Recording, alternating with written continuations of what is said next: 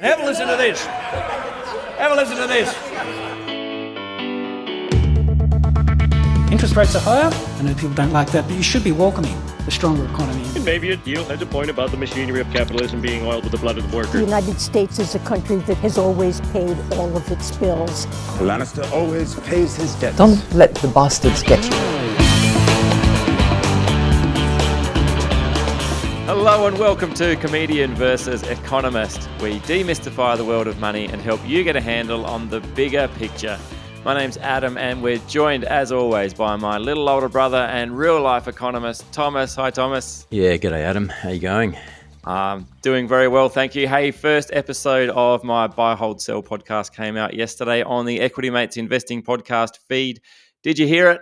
What did you think? If not, I'd love it if you took a listen. And conscious too, I said last week on this show here that I said it was coming out on Monday, the 31st of October. The next occurrence of a Monday, the 31st of October, is actually in 2033. It was, in fact, Tuesday, the 31st of October. So good news. You don't have to wait 10 years. You can hear it now. It was a lot of fun actually chatting stocks to Adam Dawes from Shaw & Partners. So I'd love to know what you think. Shoot us an email here, cve@equitymates.com, or you can get us at contact@equitymates.com as well. But Thomas, massive show coming up. And before we get started, we did get an email during the week, a couple of episodes we were talking about Prada making spacesuits. And Xander, who sounds like quite the authority on spacesuits, sent us through an interesting email and attached a video, which was astronaut Charles Duke during an Apollo 16 lunar surface mission, showing this. It's quite funny if it wasn't involving such ridiculous amounts of money to put people on the moon. But he drops a hammer and he can't pick it up. Hilarious video. Recommend everyone go and watch it. And thank you, Xander, for sending that through. A really good example of why we need experts designing spacesuits. I don't know if those experts need to be Prada, but I guess we'll see. Did he look good? Yeah, he dropped the hammer and then he thought, well, bugger it, I'll just strike a pose. And he did that for the next until people forgot about the hammer. And that's what fashion does. All right, let's crack on with the show. Massive show coming up, as I said. Has the treasurer been telling lies? It's not pork barreling, it's porky pies. Is it all just going to end up as pork crackling? Google's cloud revenue, Thomas, their cloud revenue disappointed. I guess it's going to fall to their homewares and garden tools division to pick up the tab again. Plus, have you ever wondered why you couldn't make coffee at home? Gen Z are fueling a movement to do just that, and it could take the world by storm. But first, Thomas, my daughter Emily turned 8 yesterday. Happy birthday to her. And we had some really good inflation in the balloon sector. But seems we have bad inflation everywhere else. Thomas, what's going on with inflation? Yeah, we had a shocker with the September quarter data out last week, and it was a shocker. It was a shocker in the sense that it shocked everyone. No one saw it coming, and it was a shocker in the sense as shockers tend to do. But it was a shocker in the sense that it was very bad. It was a double shocker. A two-way shocker. Yeah. So it came in hot. The trim mean, which is the measure the RBA is most interested in, that came in at 1.2%, compared with the forecast of 0.9%.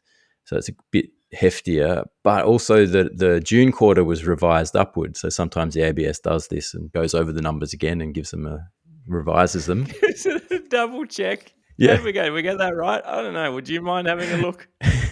Is that how the conversation goes? I'm ready to release the data. Well, hang on a second. Just let's at least let one other person have a look over it. Yeah. yeah. No, yeah. So that June data got revised up. So right. Yeah. So it's a lot heftier than we're expecting. The headline's still coming down. So the trim mean annual rate's down 5.2% from 5.9%. So that's in the right direction, but just not coming down fast enough. Is the RBA going to be happy? Obviously, are they going to be happy with these numbers? Oh no, it's a headache. It's a massive headache for the RBA because they're now, like, the RBA's forecasts now look like they're unrealistic. They're just the number. You can't make those forecasts work anymore. Were the forecasts made by Phil though? Because I feel like there's a get out of jail free card. Phil Lowe's now moved on. Michelle Bullock's in charge. Does she have the ability to say, yeah, but that was, what Phil was like? Remember? Remember Phil? She probably could. Everyone like, oh yeah, I remember Phil. Oh yeah. Turns out it was her first forecast. Yeah, I'd still go with it. She totally should. That would be the smart thing to do. I would. Yeah. Because those forecasts had inflation coming down to 2.8% by the end of 2025. So remember, we were looking at a 2 to 3% target band. So had it just sneaking into the target band by the end of 2025. With these new numbers, if you sort of just roll that profile forward and adjust your starting point, your September starting point up, you're now looking at 3.1% by end of 2025, which means that we're not getting back into the target band until 2026. This has got Phil written all over it. This is his wheelhouse. Yeah. So that sort of puts RBA in a bind where they're like, either they've got to accept that they're not getting inflation back into target until 2026, which is a bit wishy-washy for an inflation targeting central bank, or they've got to come up with some other justification for it, but nothing else has really materially changed other than the inflation outlook. Yeah, which then means they sort of back themselves into a corner and they now have to hike. Right. And yeah, and so now they never said they weren't going to hike, did they? No, that hasn't been a thing. Like we were always a bit. We don't know if they will or they won't the next time. Yes. But I think, but because of the forecast numbers, because that profile's out there and it's in the public domain, to sort of step away from that now and ignore these inflation numbers just looks inconsistent. Ignore Phil's inflation numbers. Phil's numbers. Philflation. That's what as it's now being called in the latest press release from the RBA. Philflation strikes again. Well, yeah. We're still paying for Phil. Yeah. Okay. So then the rates will go up if they hike. The interest rates will go up, and then does that start to get us more towards crisis point for rates? Yes. I mean, it's interesting because like consumers are already hurting pretty hard, and domestic consumption's collapsed or is collapsing. Unemployment hasn't lifted yet, so the economy's still running reasonably hot at that level. But yeah, it is tanking, which is so. Like I think like they might have. The idea was that rate hikes work with a lag, so the RBA is just going to let it see how it plays out. But now they're kind of backed into a corner. And now economists, like AFR did a survey, they could only find 5 economists who didn't think that we'd get rate hikes next Tuesday at the Melbourne Cup meeting. Yeah, and even Lucy Ellis. So Lucy Ellis, until very recently, was the deputy governor. She joined Westpac as a chief economist and then released a paper saying we don't expect the RBA to hike rates, and everyone went like, okay, that's the inside word. Then inflation came out, and then Lucy Ellis went, actually, yeah, we're going to see rate hikes. So everyone's thinking like, oh, okay, that's pretty much locked that in. Bond markets are giving a 90% chance now. So rate hikes next Tuesday. Good evidence too of why you shouldn't listen to a Melbourne Cup tip, especially early on. Like no matter who's giving it to you, just tread with caution. Is all I'm saying. Yeah. You could need to see the turf report. All right, Thomas, the Treasurer has been caught out telling fibs. What's going on? Yeah, the ABC fact check, one of the things that he said, got their socialist attack dog journalists onto that. Right. But yeah, Chalmers came saying that we've got wages growing, really something on Twitter or X, whatever it is now, and saying... I think that's actually the new name of it now. It's Twitter or something X, whatever it is now. That's the full and proper name of Twitter /X, whatever it is now. Yeah. It's the only way I hear it referred to now. I read something on Twitter or X, whatever it is now. That's the official name. Yeah, it's really caught on. Anyway. Yeah, so here's saying that new analysis shows average full-time worker is earning about $3,700 extra under @Albo MP. Boom. Good job. Yeah. So ABC fact checked that and determined that it was misleading. Oh, yeah. And basically, because we're talking about inflation, like the basic thing there is he's just referring to nominal wages, not real wages. What's the difference between nominal wages and real wages? So nominal wages is just the dollar figure, and then real wages adjust that dollar figure for inflation to give you a sense of what your purchasing power actually is. Yep. Okay. And they're saying that average full-time wages, depending on what you look at, what measure you're using, has fallen either between $2,000 and $5,000 in the first year, which is actually a pretty quick drop. So yeah, real wages are now back down to 2009 levels. Right. So even if you got a pay rise last week, let's say what would Jim say, $3,000. Even if you got that in your pay packet last week, you're still behind. If that's the only one you've had in the last couple of years. Yeah, well, this is Labor's first year in office. That's what he's talking about. Oh, okay, so right. It's over the year. So we're talking about inflation running at around 5%. Unless your wages grew more than 5% in the past year, you're going backwards. Is Jim Chalmers across that subtle sort of nuance of between nominal the nuance and nominal and real wages? Because it would trip me up. I mean, I want to be fair to the guy. So, really? Yeah, right. I guess by the time you've reached federal treasurer, you've probably got a handle on the intricacies. You'd like to think so. It's first year economics. It's only his first year in the job. Right, yeah. Right, so, maybe when he gets into economics 207, he'll come back and go, actually need to update that tweet from last year. He's on the treasurer apprenticeship scheme. Yeah, he went to one of those dodgy TAFEs. Yeah. Misleading, and I think that's right, and I think that's what, particularly in a Well, are we saying it was intentionally misleading then? Like, because surely the treasurer of the nation knows the difference. Right, we're being facetious, but I would say this isn't something, unless he didn't. You got to remember, there's a good chance that he didn't write this or have anything to do with this post. Right, probably one of his staff put it together. But the apprentice. The first year economics apprentice to the apprentice treasurer. Just punched it out.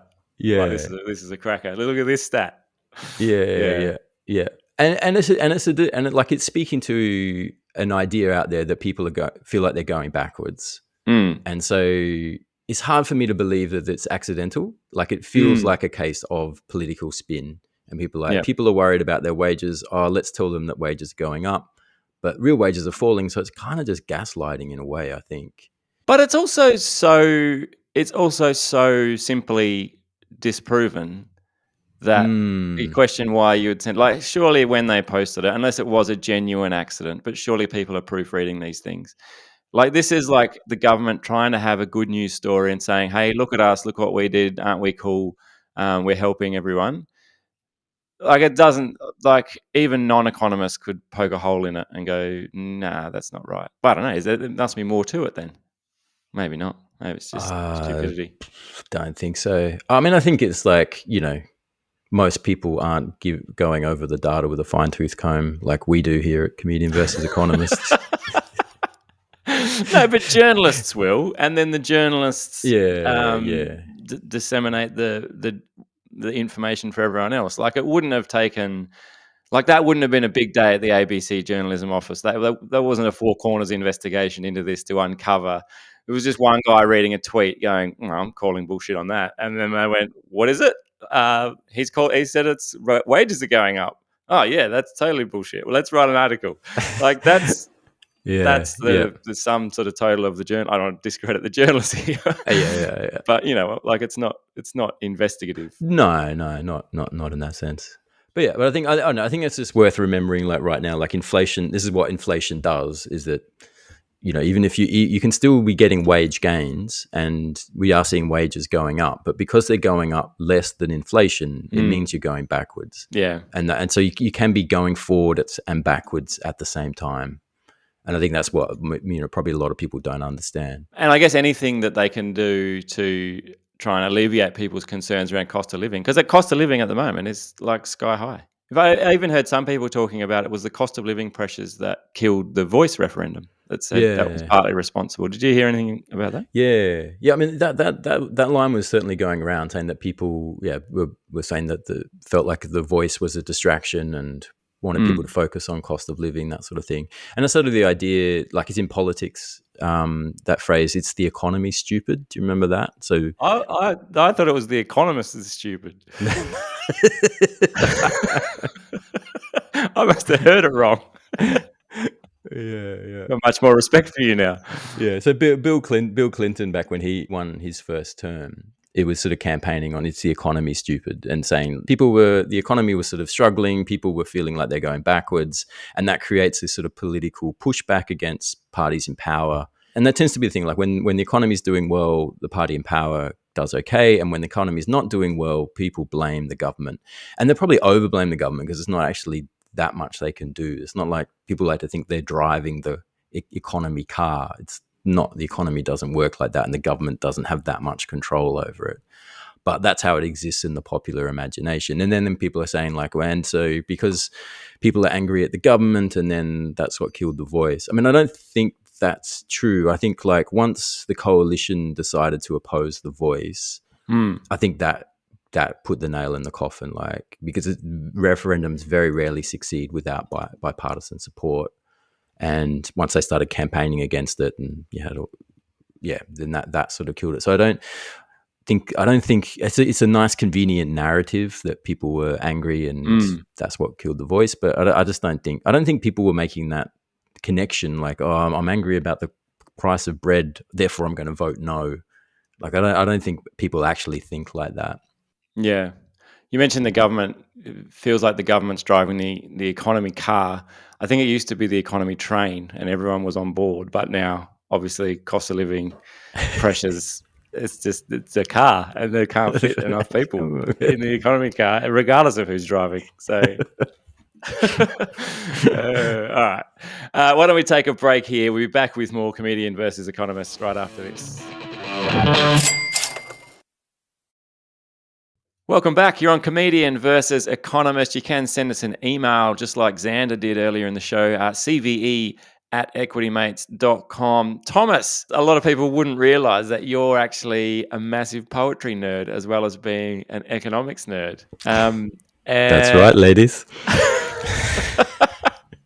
I heard you might have something a bit special coming out. Is that anything you can tell us about?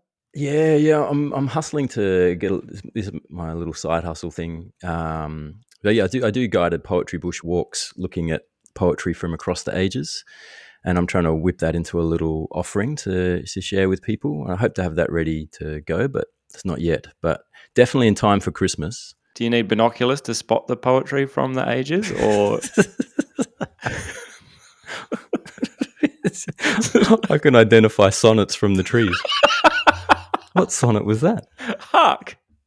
Is that a sonnet? All right. Well, cool. Okay, so there's something people might be able to get their hands on. Yeah. So it'll be a little poetry recording with some of my favourites, built around getting us ready for the new year.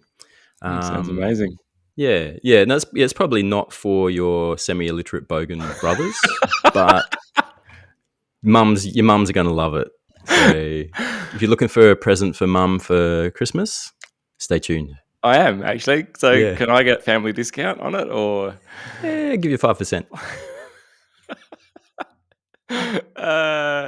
It's all right. I've already got a stubby hole. Great, let's get on. Big tech, Thomas, in the US is reporting at the moment. Have we learned anything interesting yet from big tech's reporting season? Yeah, it's an interesting one. Interesting in the way it's reflecting on AI and the AI boom. Because remember, AI has been talked about as a boom. It's driven the Nasdaq up over the year, but it's now Nasdaq itself is correction. But the big seven or whatever they are, however many you count it now, have had a great sort of run. And then the reporting season gave us a bit of an insight into that. And interestingly, was Wednesday, because you got Microsoft and Google reporting on the same day.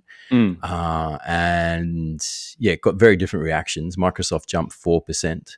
on Wednesday, and Google dropped 6%. Okay. Yeah, and basically, and it's all about AI. So Google's results are super interesting because revenue was up, ad revenue was stronger than expected, and Google is predominantly an ads business, but Google's cloud was disappointing. Cloud revenue was disappointing at 22%, mind you. Right. So it's like that 22% growth. Yeah. Yeah, wow. 22% to $8.4 billion worth of revenue. And markets went fail. Yeah. Loser. Are you even trying? Yeah, right. So Yeah. why such different fortunes then for Microsoft and Google if they're both kind of, I don't know, they're both turning profits, they both seem like they're doing well? Yeah, I think they're just analysts are looking for more out of the cloud business at Google. So they have been looking for 26%. They got 22%. That was disappointing. Microsoft, on the other hand, did much better than expected. They grew 28% with their cloud business, up revenue of $24 billion now. So that's massive. So it's easier to grow off a small base, but Microsoft is growing off a bigger base. So so crushing it. They bought ChatGPT, didn't they? Too, or Big a big investor. They're a big investor in. Yeah. So it's interesting in that sense. So if cloud is only part of the Google story, like so, they got their YouTube, they've got advertising. Yeah. Well, cloud's just 11% of revenue at Google, so it's still pretty small. But I think so even though that was a horrifically disappointing result at 22%, 22%, yeah, it's a small part or smallish part of their company or their overall. So is the sell off justified then, Yeah, I don't know. I mean, part of it is that Microsoft is playing offense and Google is playing defense. So Microsoft is trying to be the platform for AI, and everyone's using their cloud services to build AI capability, and so it's a big growth area. Whereas Google's trying to defend its cash cows, it's like YouTube and its search, and then trying to stop AI hacking away at those growth engines.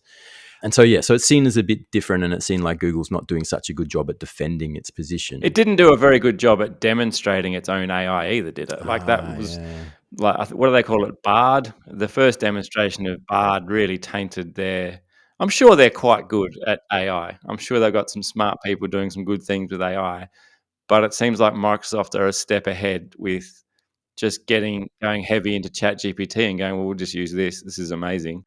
Yeah, I mean that's it's hard. Like Microsoft isn't building AI, it is, but it's not it's not what you think of when you think of Microsoft. You think of the cloud servers, you think of Azure, you think of supporting other AI players to do AI.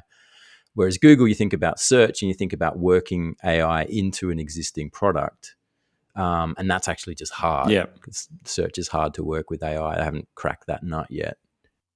Hang on, search is hard to work with AI. That's what ChatGPT is. And it's terrible. It's more or less it hallucinates all sorts of stuff. That's ChatGPT and Bing. ChatGPT. Yeah, when you use it to search, it comes up with all sorts of rubbish. Oh yeah. It's inferior to just plain Google search. Still. Yeah, true. Because I mentioned at the start of the show, I said that the next Tuesday, the 31st of October is in. The next Monday, 31st of October is in 2033. I just asked ChatGPT, when's the next Monday, the 31st of October? And it was like, you just start with the current year, then it's a non-leap year, blah, blah, blah. So it gave me the whole way it works it out. So and then at the end, it's like, 2023 plus 6 equals 2029. Therefore, the next year when October 31st will be on a Monday is 2029. And it wasn't. Yeah, right. I'm like, what? Yeah. So I went to Google and I'm like, show me a calendar for 2029. It was wrong, so I just kept searching calendars for years until I found one. Right. So I mean, that begs the question then: how's the AI boom looking? Is this good signs or bad signs for the AI? I mean, so Google's down 6%, but it was up 33% prior to that. Microsoft's up 40% year to date. Right. So I think there's a bit of a reality check in these numbers. Like people expect, there's there's a bit of an AI bubble in the sense AI is launched and it's going to drive all this revenue. And it's probably in the long run, that's definitely true. But in the here and now and whether that's, building that into prices, I think it's going to be a while, even before Google, like a behemoth like Google, is able to effectively monetize AI. I think if Microsoft brought Clippy back first as the first AI assistant, the one that said, "Hey, it looks like you're writing a letter. Would you like some help?" Like that one, I think that should be the first primary focus for Microsoft for AI. Yeah. Right, Thomas, I hear young people are ruining cafes for everyone. What's going on? Yeah, Gen Z can't have nice things. No, they're not to cafes as much anymore. Oh. Yeah, so there's been a bit of a boom in in-home coffee consumption, is what it's called. Oh, yeah. Yeah. Is this news? Well, it's significant. People are making coffee at home? Yeah. Yeah, there's substantial trends. So like the National Coffee Data Trends Report, I don't know who puts that out. Oh, I know it well. Yeah. Yeah, they're saying that end of 2022, 84% of coffee drinkers had coffee at home compared to 80% pre-COVID. That's a 4 or 5% shift. That's enough to create a notable change in the market. I think maybe we got spoiled by the good times and drinking coffee at cafes. Mm-hmm. Like, I don't think that's a normal. I'm going to sound like a crazy person. I don't think that's a normal kind of thing to do in a way. Like to buy 2 or 3 cups of coffee a day at a cafe is like that's living large. Yeah, in 2 or 3 is like, right. Even one. Like I don't reckon I set foot in a cafe to buy a coffee. Oh God, I can already hear myself sounding like my dad. I don't reckon I set foot in a cafe until I was like 22 to buy a coffee. Like we just and thinking back to mum and dad at home, they just made coffee. But we grew up in home. Darwin. Like how many iced coffees did you have when you were a teenager? Oh, a lot. Actually. Yeah, right. When you put it that way. No, but they were just drinks from the servo, like servo cafe, tomato. Oh God, I'm just realising that grabbing a Paul's iced coffee from the servo is the Darwin equivalent of sitting down and having a latte in a cafe in a big city. Yeah. So the real interesting data question is like, are people in Darwin making iced coffees at home? Has there been a shift? But no, well, yeah, I don't know, maybe.